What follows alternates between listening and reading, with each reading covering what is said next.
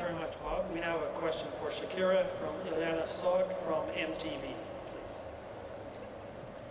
Hello, Shakira, how are you? Hello all. As the senior correspondent for MTV Latin America, we have established a very important communication with our audience, teenagers. And when they learned we're going to meet you today, they wanted to know if children don't get the fundamental right of proper early childhood development, will that affect them as they become teenagers, and how? Thank you. Yeah, the answer is yes, of course. During the first 6 years in a person's life, that person is having the only chance to form the abilities that he or she will use later in his or her adult life. The brain is forming, the social skills are forming, as well as the motor skills, the capacity, the ability to learn, the ability to socialize is being determined by the love, the attention, and the nutrition, and the education, the stimulation that the person receives in those first 6 years of the human life. I have seen with my own eyes real success stories coming from the developing world and having grown up in the developing world where there's a great deal of injustice and inequality. I have seen firsthand how education has a tremendous transformational power, how it changes the lives of not only the kids who receive the opportunity to educate themselves, but also the parents, also entire communities.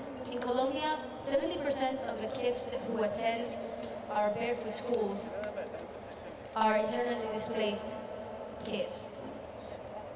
Children who have lost everything they had, who were barefoot, hungry, without a place where to live, without any hope in life.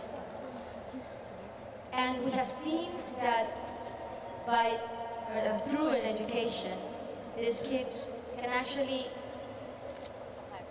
look up to a better future. Some of our students in Colombia who lived in the most extreme conditions of poverty and vulnerability are now on their way to college.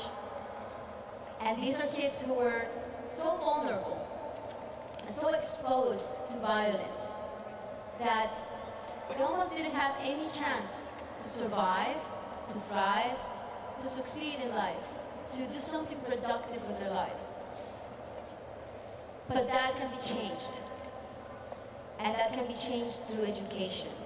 And the earlier we start providing that education, the better. The better results society will obtain and will be able to see. And yes, from a moral and ethical point of view, it's something we should do. We know that we owe it to our children. We know that we can't stand aside and allow our kids' lives to go to waste. But the state also should be smart about it and should understand once and for all that investing in education, investing in early childhood development initiatives is the only way to secure peace on earth, is the only way to secure global and international stability and security, and also economic growth, which is what everybody pretty much wants, right? So why not? Why not start now? I am glad to know that there are people like President Zelig who firmly believes in the impact that education has on not only the generations that are being forged right now, but in the future of our world. For every dollar that is invested in a kid, this kid will return $17 to the state. So it is a good deal for the state. It's a good deal for everyone. And I think that even in times of economic crisis like this one, we have to start thinking about our kids and providing them with the help and the opportunities they deserve and they need, so they can be productive members of society, and so we can have a prosperous world and a world in peace as well. Thank you so much. Thank you so much for that answer, and thank you, Bob, and thank you, Shakira. That concludes our program for this afternoon. Thank all of you for coming, and thank you so much for your support. Thank you all. Thank you, Mr. President.